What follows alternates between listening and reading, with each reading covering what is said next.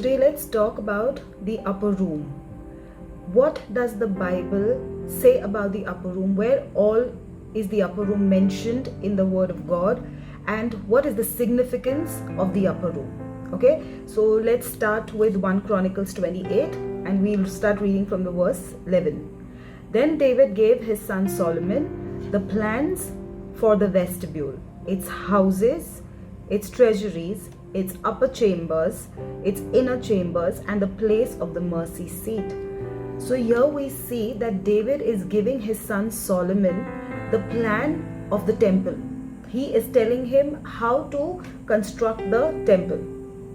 So we see that the upper chamber plays a very important role because he said that there has to be, he has mentioned the upper chamber, that means the upper room. He has mentioned it to Solomon and he says that it needs to be there. So if it needs to be there in the temple, that means this place was a very important place. It was a place of significance, right?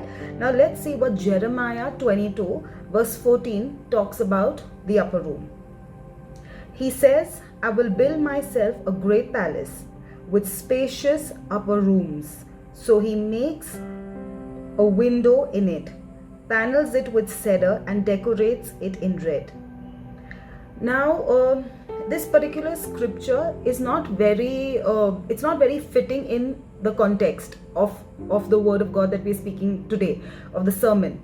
So, but all that I want to point out here, like Jeremiah here is, he is referring to the upper room as a very, as something that only the rich could afford. Right, he is mentioning here, if you go through the whole passage over there, you will know that he is mentioning that this the upper room was only for the rich, only for those who could afford. There were only few who could afford to make an upper room, to construct an upper room in their houses. So it was not meant, the upper room could not be afforded by all. It could only be afforded by those who are wealthy enough, right? So this is what Jeremiah talks about the upper room. Now let's see what Acts 1:13 talks about the upper room. When they arrived, they went upstairs and to the room where they were staying. And then it mentions all the disciples' name, all of them who were there, present over there. And then the verse 14 says, they all joined together constantly in prayer. Now, for the disciples, the upper room was a place where they gathered together. And even after Jesus had gone away, after the Holy Spirit had come upon them, the Bible shows us that the disciples were constantly living in the upper room. All of the disciples were living in the upper room. And then it says that they were interceding there. This was a place of fellowship, and it was a place where they were worshipping and having their intimate time with the Lord. Right? So this is how the disciples use the upper room. And also because the upper room usually used to be a secluded place. It was not a part of the house where there was a lot of hustle bustle, and it was always away in one corner where it was all where you had your privacy. So that's why I think they thought that this would be the best place to meet and to have fellowship, also to have their time in worship and in the presence of the Lord. Now let's see what Mark 14 talks about the upper room. So let's read Mark 14 verses 13 to 15. So he sent his disciples, telling them, go into the city, and a man carrying a jar of water will meet you. Follow him. The verse 14 says, say to the owner of the house, he enters. The master asks, where is my guest chamber, where I shall eat the Passover with my disciples? The verse 15 says, and he will show you a large room furnished and prepared. Now this talks about this place that Jesus had already reserved for them. It was reserved for dinner with the disciples. Now, out of all the places, why did Jesus choose to reserve this place, the upper room, for the last meal that Jesus was going to have with them.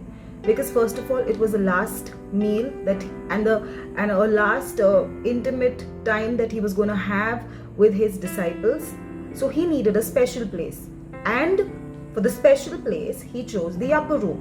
Okay, now let's see what happened in the upper room. Like, out of all the other places, he chose the upper room. So that means there has to be something important about the upper room. Okay, so let's just see what what happened in the upper room. So the Lord had communion with the disciples in the upper room.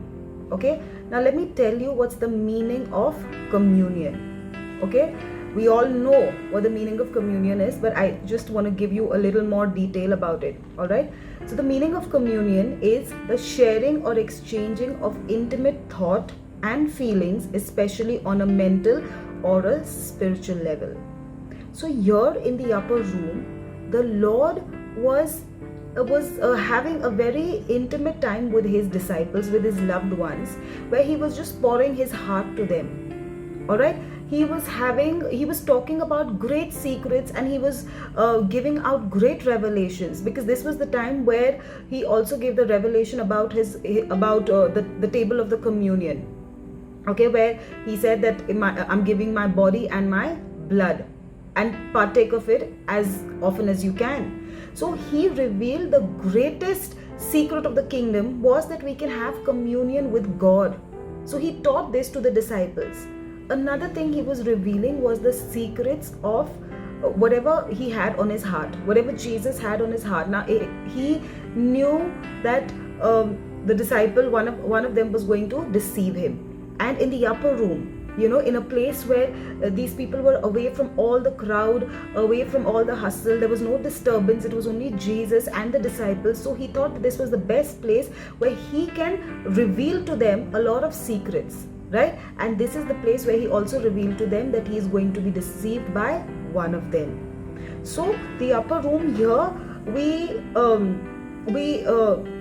notice that an upper room, Jesus chose the upper room also to feast in this place, because it was away, and it was a very secluded place, away from all the crowd and the noise.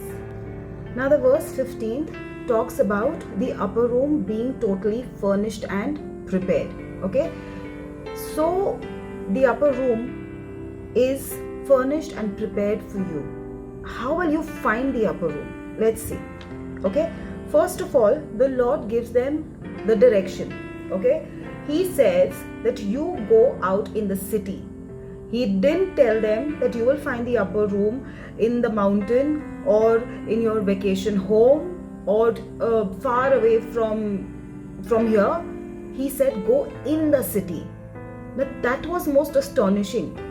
That, Lord, the city is a place where there is so much of noise, there's so much of crowd, there are different kind of noises in your ear, and there is so much of chaos.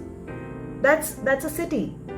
But God says that you go to the city, because in the city you will find the upper room.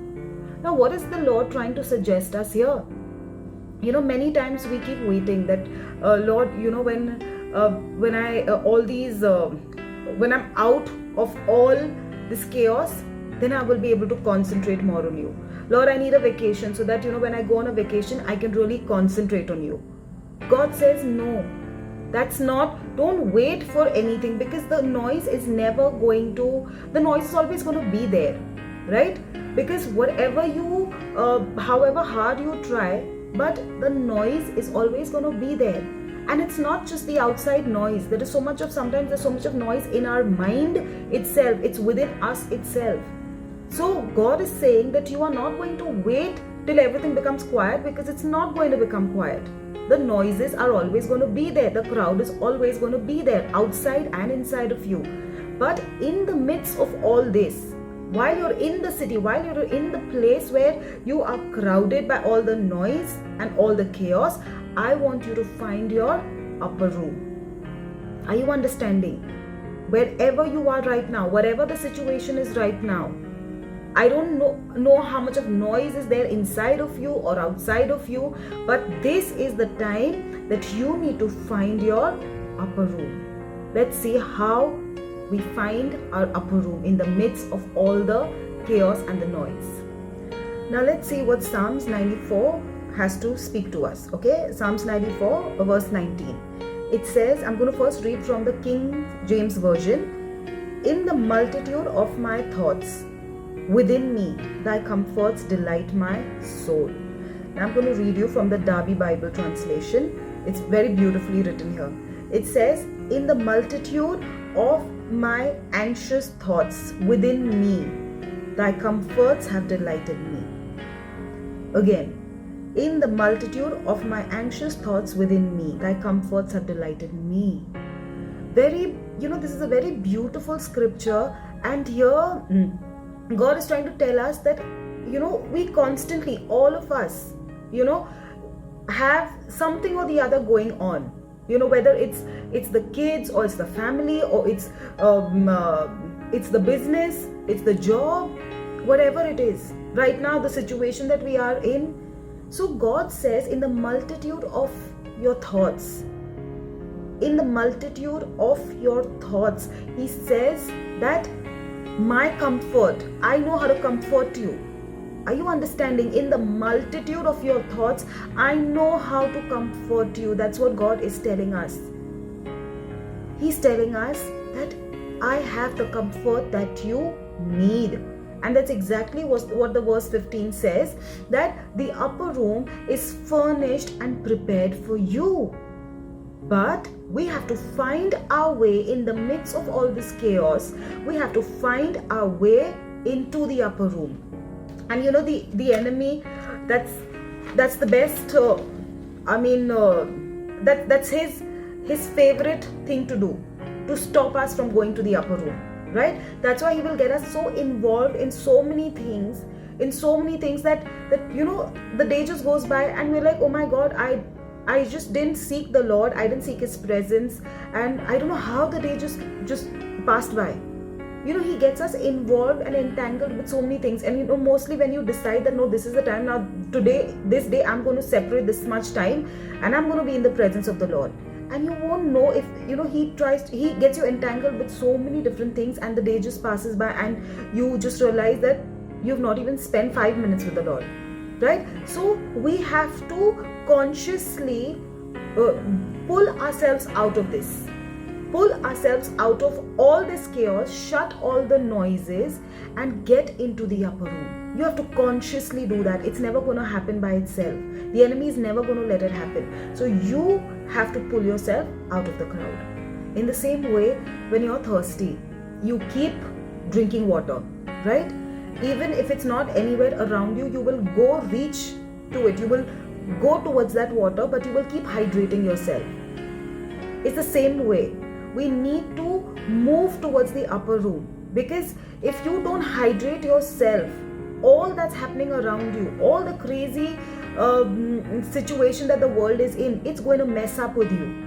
You have to keep moving to the upper room, and you have to keep hydrating yourself, because of dehydration, your body can collapse.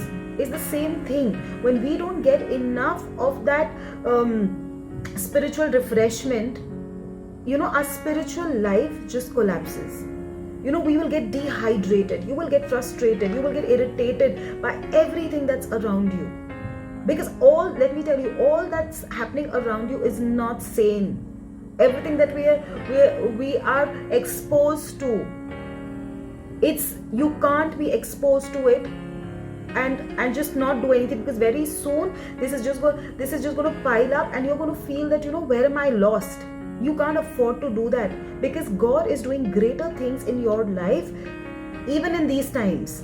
But you can never understand it until and unless you reach to the upper room, until and unless you shut the crowd and you shut the doors and you say that now no matter what, I am not going to be disturbed, because this is my upper room time. This is my time where I have to withdraw myself and go to the upper room and fill myself in there, because that's the place that is going to furnish you with everything that you need. It's everything that you need is prepared in the upper room. That's why Jesus took them to the upper room, because over there he wanted to feed them. Jesus himself, he kept going to the mountain top. Why? To refresh himself, because the whole day he is just giving out. There comes a time where you will feel, you'll feel that you're drained out because you're constantly giving. So the upper room is a place where you will be refreshed, where you will receive your energy and your strength. You have to decide for yourself that throughout the day, whenever possible, I am going to pull myself out and go into the upper room, where I'm going to shut all the noises that is inside of me and outside of me, and I'm going to keep my entire being is going to be focused on God alone.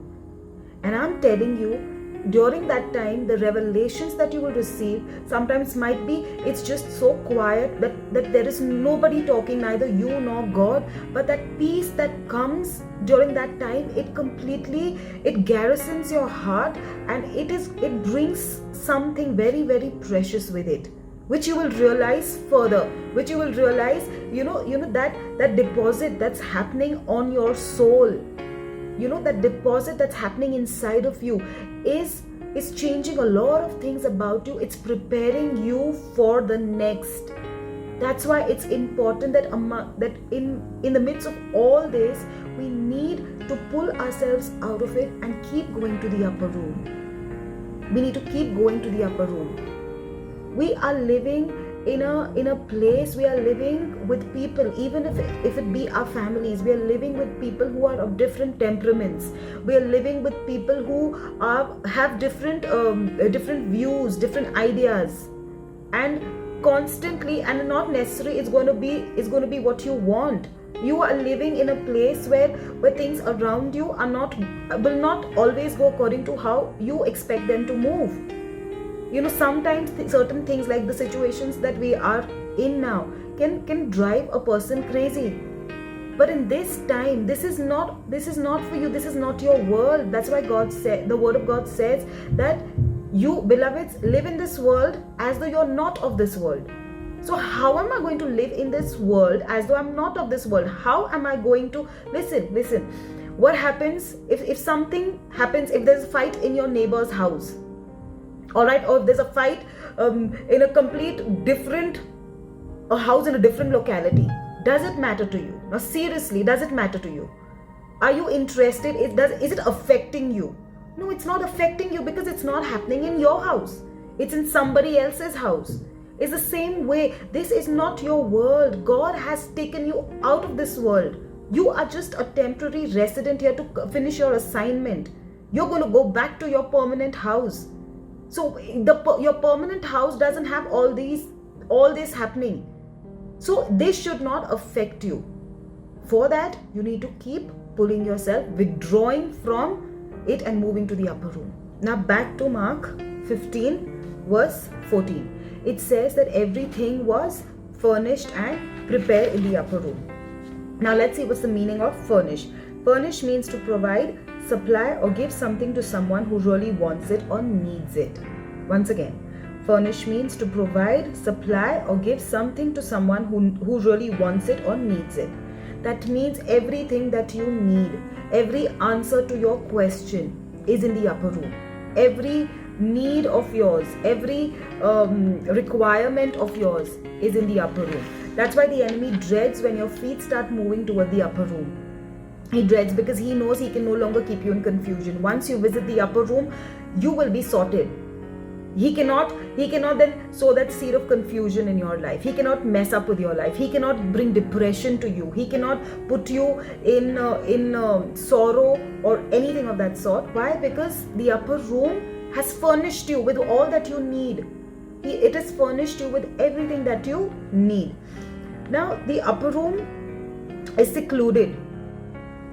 Okay, like I told you, it is secluded. That means there is no crowd over there, there is no noise over there. And this then becomes the the most appropriate place where God can come and speak to you, where God can have communion with you. Why did Jesus take them to the upper room and had communion with them? Because in the upper room is a place where God can really have communion with you, right? So see, because God cannot speak to you in a crowd. God cannot speak to you when there are so many noises in your ear. God wants you to be empty. God wants you to, your whole being has to be receptive. It has to be in a position to receive from the Lord. And that's exactly why the upper room. Because many a times we move into prayer, but we are not empty. We're not empty. That's why we don't understand what has God spoken to you. You don't know, you've just gone and come in, but there is no experience in it, right? So when you move towards the upper room, you're moving towards an experience with God. Because every time, see, God is multifaceted, okay? He doesn't have just one dimension to him. He is multi-dimensional, right? So every time that you go into the upper room, you will come out with something new, right? So we need to concentrate on moving into the upper room. Now let's go to Acts 9 verse 36 to 40. Let's see from the 36th verse to 40. Let's see what the word has to speak to us about this. Now in Joppa there was a disciple named Tabitha. She was always doing good and helping the poor. Now the verse 37 says, about that time she became sick and died, and her body was placed in the upper room. Verse 39 says, Peter went with them, and when he arrived, he was taken to the upper room. All the widows stood around him, crying and showing him the robes that Dorcas, that is Tabitha, had made while she was alive. The verse 40 says, Peter sent them all out of the room. Okay, this is exactly what we need to do. Many a times you need to shut the door on all that drama. We need to shut the doors and we need to push them all outside. You need to push everything outside the door. Everything that is hindering your relationship with God. Everything that's hindering your communion with God. You need to push those things out. You need to shut the door on those things. Now, watch this, okay? The same Peter who, when the Lord Jesus was with him, okay, and God, the Lord told him to just come and start walking on water. Jesus being there, he started shrinking with fear and he started drowning. Then again, it was the same Peter who denied Jesus because of fear of man. But now look at this Peter. He is raising the dead. He is raising this woman from dead. He is giving her life, and it was Peter's whose shadow also healed many. It's the same person who once denied Jesus because of fear of man. It's the same person who was sinking once because he didn't have enough faith. Now what had happened with Peter was that after, like I mentioned before, once Jesus left and the Holy Spirit came on them, they started spending more time in the upper room. And while Peter was spending so much time in the upper room, that's what gave Peter a new dimension. Are you understanding? That is what gave Peter a new dimension. The more time you spend in the upper room, that is, the more time you dwell in the presence of God, more than the city where there is so much of crowd and noise, a lot of things about you change in drastic ways. The more time you spend in the upper room, the dimensions start changing. Are you understanding? Your dimensions start changing. That means the same Peter now is raising the dead. He is doing great miracles now. The more time you spend with the Lord, the more time you spend in the upper room, I'm telling you, your life is going to, that your dimensions are going to change. You're going to become, the power and the anointing in which you will begin to operate is going to be of another level, of a completely different level. So that's why I urge you to withdraw yourself. See, the crowd is going to do no good. It's high time we need to detach ourselves from the crowd and detach ourselves from our own emotions and our own feelings and make way, move forward towards the upper room. You need to literally pull yourself out and place yourself in the upper room, and then you will see how things start moving. Now, here we're talking about why did they bring that lady in the upper room? Why was her body laid in the upper room? Now, this is something, that suggests the word of God is speaking to us very clearly that it's in the upper room where every miracle is found. It's in the upper room where all your dreams that you thought were dead are going to come to life again. It's in the upper room where all those desires that you had given up on and you thought that these certain things are not going to happen, not going to work in my life. It's the upper room where all these things that were dead are now going to rise, because it's in the upper room. God is going to give you divine directions, divine ideas, unique plans. And because of those plans, when you begin to operate in them, you will see your desires, your dreams that were once dead are now going to arise. Many times people question why their prayers are not answered. Their prayers are not answered because they don't know how to go into the upper room. You need to leave everything behind and go into the upper room. What are they doing when they come in the presence of God? When you're praying, when you come in the presence of God, many say that I can't hear the Lord, I don't get any revelations, and I can't, I don't have such kind of an experience with the Lord, like how so many talk about. See, first of all, let me tell you that Jesus is alive. He's a real person. The Holy Spirit is a real person. So when you are, if you're going to be calling your guest home and you're not going to be speaking to them, they're going to get up and move out of your house. They will leave your house. But when you invite them and you entertain them and you speak to them, they're going to speak back to you. It's the same thing when you invite the Lord Jesus and when you invite the Holy Spirit and you have that urge to speak to the Holy Spirit, definitely the Lord is going to speak to you. He loves talking to his people. You are his end time army. You are special to him. If he doesn't talk to you, then who else will he talk to? If you don't understand what's on his heart, and if he doesn't give you plans, who else is he going to give plans? How are we going to be able to fix certain things up? God cannot come down himself. He uses his people. He uses those who are standing in the gap. So today, if you are standing in the gap and you're willing to hear from the Lord, he will definitely speak to you. But the problem is, whenever we go in prayer with all the crowd in our mind. We go in prayer with all the junk in our mind. And over there, while instead of concentrating on the Lord and about on all those things and what the Lord wants to speak to you, we are constantly thinking about, what's going to happen next? How am I going to pay this bill? And how am I going to get through this? And how am I going to sort this issue in my relationship? And how am I going to do this and that? No, that's not the way you go in prayer. That's not the way you go in the upper room. When you move in the upper room, you have to shut down the doors. Like how these women started showing Peter all those clothes that this lady Tabitha had made.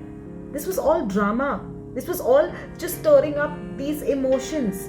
Peter didn't want that. Peter didn't want emotions. He wanted to move strong in faith. Many times people go in prayer and they start a drama there. No, Peter didn't want to entertain that drama. He didn't want to get into those emotions. The same thing happened with Jesus. When Jesus arrived, Lazarus' sisters, both of them, they ran to Jesus and they said that, why did you come so late? He was your friend and this and that. They tried to stir those emotions in him, and he didn't pay heed to it. He knew he was a faith man. Peter was a faith man. He didn't want to waste time in all these emotional dramas. And I'll tell you, more than anybody else giving us the emotional drama, we give ourselves the emotional drama. We are so, sometimes we just give, even with the Lord, we are only giving drama that, Lord, I did so much of fasting and still this didn't work out, and you want to cry and what? We just got to stop all this. Because He's a God who only understands faith. If you move towards Him with faith, you will see things happen even before you expect it to happen. Are you understanding? If you can approach God, if you can approach the upper room with faith, you will see things happen and you will see your dimensions change. You will be surprised as to what has become of you and your life. Trust me on this. The upper room is a divine experience. We people calling ourselves the end time army of the Lord, we need to spend more time in the upper room than in all the crowd and the mess. So we got to find our way to the upper room. So what I was talking about is that we need to stop giving God unnecessary drama. You know, when you move in prayer, be very clear and focused. In fact, we are, the problem with us is we don't find success in anything because we are trying to do a lot of things at one time.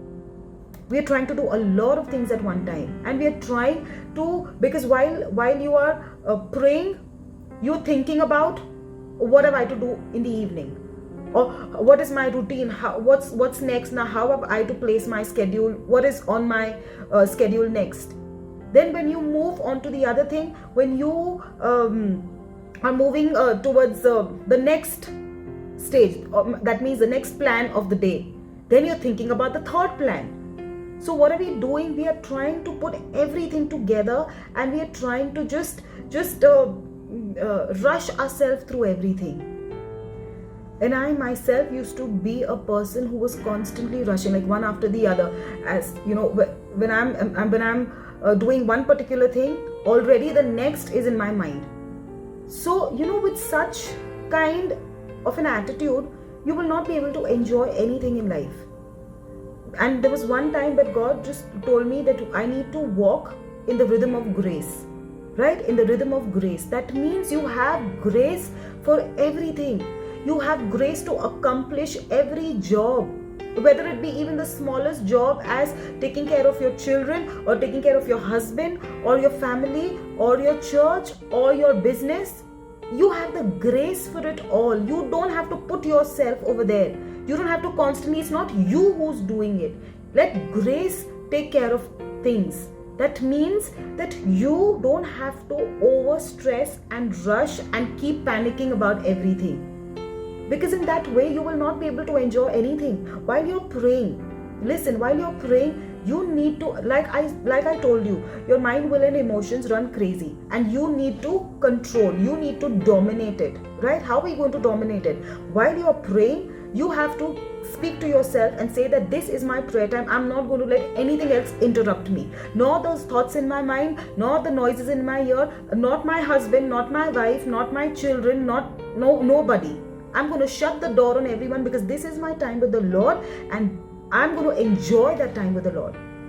Then once you finish your prayer time, but there is a time where you want to spend with your husband and with your family. So that is the time that you concentrate on that. Don't think about work then. Don't think about, oh, I have to finish this assignment, I have to finish that, and I have to make this phone calls, and so many things to do. No. When you're with your family, shut the door on the other things. Enjoy that time with your family.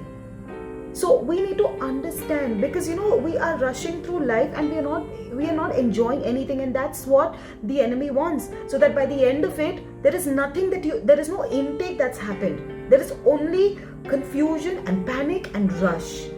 So even when you've spent time with the Lord, you feel nothing. Because why? When you were with the Lord, at that time you were thinking about something else. So we need to just slow down. We need to because too much of speed also is from the enemy, because he wants us to just keep moving, so that we don't intake anything. We don't take in the joy of our relationships. We don't take in the joy of the time that we've spent with the Lord. It's just a rush. So we need to understand that we got to move in the rhythm of grace. So you need to keep visiting the upper room. You need to make the upper room as a part of your life. You need to make it as your lifestyle. You need to spend a lot of time in the upper room, because when you are in the upper room, you will be furnished with everything, and then you will know how to deal with the other things in your life. Yes, we will be able to deal with the other things in our life excellently. Even those things which we could not manage earlier, when you spend more time in the upper room, the anointing teaches you all things. God, in that alone time with God, you will learn a lot of things. And your dimensions, like I mentioned, they will change. You will come into such a version of yourself which you never expected. You will begin to do such things through the anointing that sits on you in the upper room, that you will be shocked, right? Our relationships will become better. Things around us will become much better. You know why? Because we are now good managers. We are good managers. And that's the key. The upper room teaches us how to be good managers of our own life.